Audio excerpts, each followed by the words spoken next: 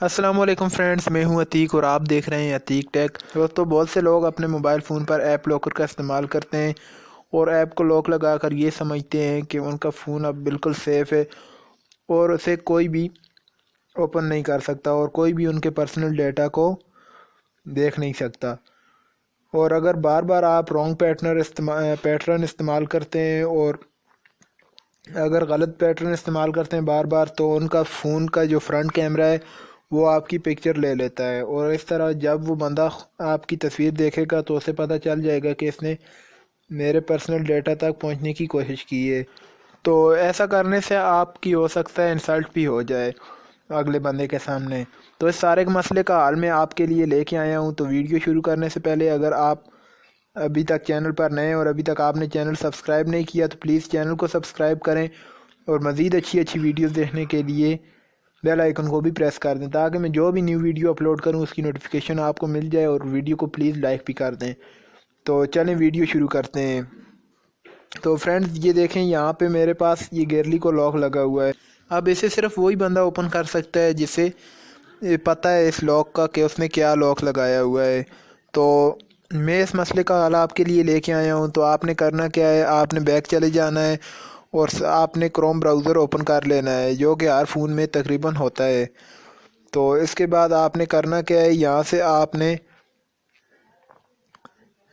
आपने टाइप करना है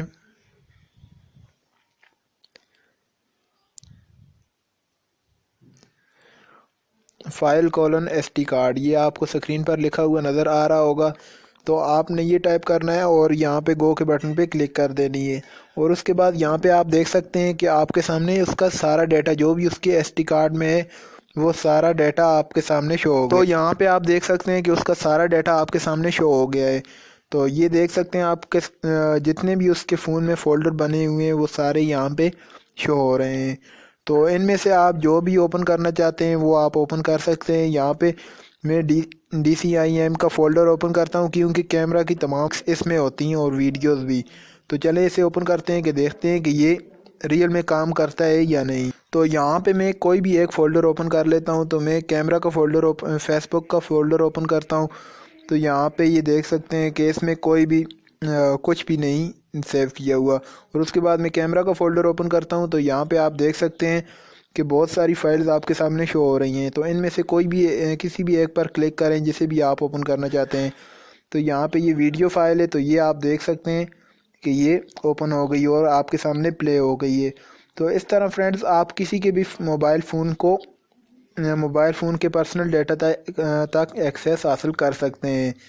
तो उम्मीद है कि वीडियो आपको अच्छी लगी होगी। अगर वीडियो अच्छी लगे तो प्लीज़ वीडियो को लाइक करें और इससे मुतालिक कोई भी आपका क्वेश्चन है तो उसे कमेंट बॉक्स में मुझे पूछ सकते हैं। तो मैं उसका पूरी कोशिश करूँगा कि आपको जवाब ज़रूर दूँ।